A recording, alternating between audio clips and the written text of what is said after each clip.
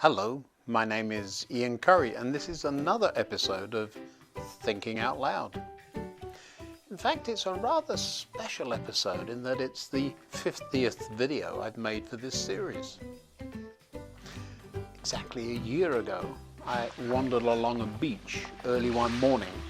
I was alone, thinking, before breakfast even. And although I was enjoying myself, it had been a really rough week. I thought, I wish I could share some of these moments with my friends. A day or two later, I posted the very first video to see what would happen and to see if you liked it. I'm sure if so many of you hadn't found the videos and told me how much you enjoyed them, I would have stopped a long time ago. Thank you. Thanks for tuning in each week and encouraging me to keep going. Mostly, I've used the videos to gather my own thoughts and simply share them with a few good friends. That's you. Thank you for being there. Come on, let me tell you what I think.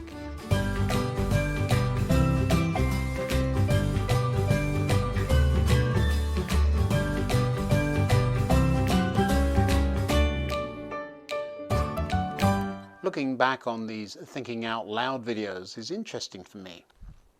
In a way, they trace my own mental path and often show how I've dealt with struggles or situations along the way. The videos, of course, are all still there. You may like to look back on a few of them too. Certainly, lately, I've been really busy and haven't had time to do daft things like make transformers or spill paint all over the place. But I'm sure we'll get back to that eventually. Hillary reminded me of one video we made in the rain. Do you remember? I was outside and was trying to work out how much water a tree drank. That was fun, wasn't it? I wonder what the neighbours must have thought I was doing. We've seen an enormous growth in the population of deer around here. And I wonder if you're getting tired of seeing them. But they are cute, aren't they? My passion for toy trains has had to be put on hold somewhat lately too. There was a significant construction project that affected everything, and access to the trains became rather difficult. And then summer schedules and other interesting issues came along, but we'll get back to building a model railway eventually. On quiet days, I still plan that in my head. The new roof is on the house, and so now we can enjoy storms. And you know how much I like watching thunder and lightning. We can do that now without wondering if the rain will come in from outside. As you can see, things around here have been especially busy for a while. Despite the busyness, I've always found it important to take time each day to be alone and think. I sometimes read a poem or perhaps a chapter of a book or even a part of the Bible. Occasionally I write something. Other times I listen to music while I read, but each day at least something, no matter how busy things get. Sometimes my friends think I'm being a little weird or something, because I might take a coffee and sit alone with my phone. And I suppose it might look like them being antisocial and texting or looking at the internet. But really, I'm reading something to help me keep my head in the right place before facing the rest of the day. Of course, I enjoy being with people too, so that's important. And sometimes I have to share time. This week, over a lovely coffee, I was reading Psalm 34. Don't worry, I'm not going to read the whole thing for you. I'm sure you can do that yourself later. But as always, I did find a couple of nuggets hiding in there that needed digging up. I noticed, for example, this sentence. Even strong young lions sometimes go hungry, but those who trust in the Lord will lack no good thing.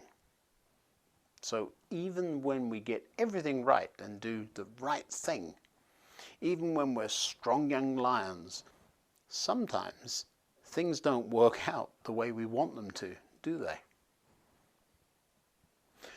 You may have noticed that over the past year, I've almost asked that question a few times. The "why do the wicked prosper" question. Certainly it's a very difficult question, isn't it? But instead of worrying about that and what everyone else is doing, I've found that doing what I'm supposed to be doing and focusing on that is quite enough for me. The eyes of the Lord watch over those who do right. His ears are open to their cries for help. Do you see? My job is simply to do what I'm supposed to be doing and leave the rest to God. The verse right before this one lets us know that it won't be easy and will need to be constantly worked on. Maintaining things is always hard because of the ongoing nature of the task. Turn away from evil and do good. Search for peace and work to maintain it. Work to maintain it. But this psalm isn't just telling us, yep, you need to do the right thing, work for peace all the time and you'll be fine. No, not at all. Sometimes things aren't fine and don't make sense and just seem messed up, don't they? There's been plenty of things that come along and difficult situations that have come my way that I can't explain or even process properly sometimes. While this psalm is kind of loaded full of things to enjoy and think about, there is one verse that I really love.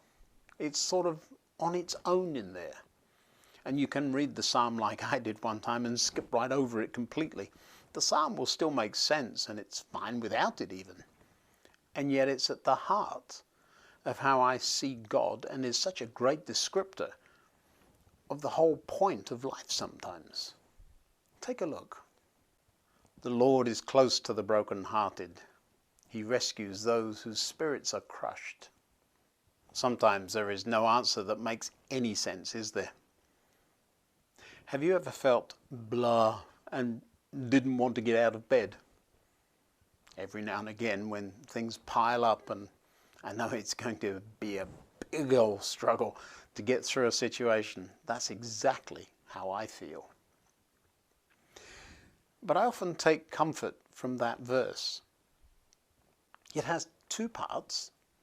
The first is when you need a friend that's just there. No need for a big discussion and certainly no questions. Just someone to hang out with and perhaps give you a hug. Now the second part is when things really get bad. Sometimes when I've done everything I know how to do and talk to God about something and somehow the mess just gets worse, that feeling of being crushed can be very real, can't it? He rescues those whose spirits are crushed. Great, but how does God do that? Well, now that's up to him, isn't it? Sometimes I've found when I pray that, okay, God, I'm done prayer, that it isn't long before there's an encouraging text from someone, or perhaps a friend calls and you don't feel like taking it, but they leave a message anyway saying, hang in there, I was just thinking about you. You know, that kind of thing. But sometimes that feeling of just being beside someone you know is there. Someone that you can't see. The times when God is just there hanging out, as it were. Understanding and caring. Those are the best times of all. That very first video seems like a lifetime ago. That morning on the beach, despite the lovely setting, I was really wondering how I was going to get through the next few weeks. I did. And what was inside of me indeed came out and shone. Sometimes just getting alone and thinking, praying, reading, or just sitting with our thoughts and letting God hang out with us is where our journey starts, isn't it? Now, if you've enjoyed this video or others in the series, please send the links to your friends so that they can enjoy them too. Hitting the subscribe button will help get these videos noticed, I'm told. And please let me know what you think. I'm listening. Until next time, goodbye.